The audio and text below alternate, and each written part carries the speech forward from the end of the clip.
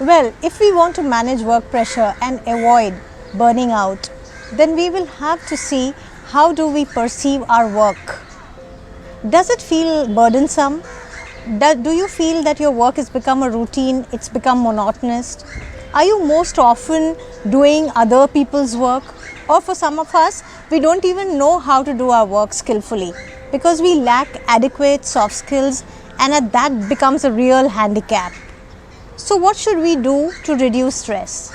We need to make a fundamental shift in the way we think and increase our awareness.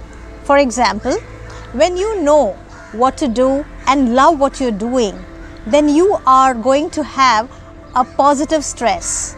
You will work for 16 to 17 hours a day without complaining and enjoy your work. However, when you don't know what you're doing and when you don't like what you're doing, when you have limited knowledge or skills to do things, because you have no options, you will create stress for yourself and others too. This happened with me quite a few times in my career. I always tell in my interviews that I am an accidental trainer. I was introduced into training after a 10-year long period of sales. I was pretty good at my craft and I thought that I had tasted enough success in sales. While I was searching for my next break, I got selected as a soft skills trainer. I had no clue of training on these subjects. They told me they'll teach me, they did teach me, but that was not enough. I found myself initially like a square peg in a round hole. I got frustrated but didn't know the problem and how to address it. But I didn't give up. I kept working on my skill sets and I improvised on my delivery. Gradually, I fell in love with my work. Look, the Pareto principle clearly says that 80% of the people know only 20% of their job and 20% of the people know 80% of their job. I clearly knew I was in the former team where I knew only 20% of my job.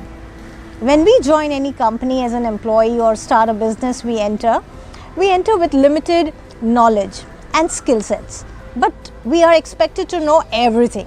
This can be quite overwhelming, isn't it? And this is precisely the reason why we get stress. So what needs to be done? Can we prepare ourselves beforehand?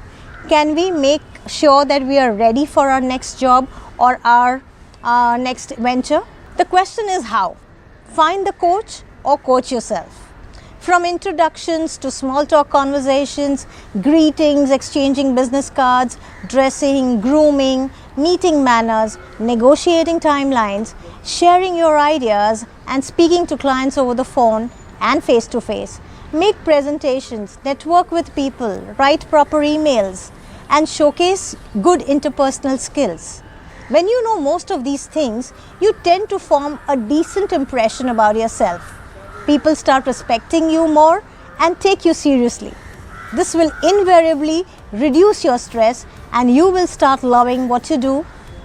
All I want you to do is move from being efficient to being excellent. That's the key. Keep moving. I am watching.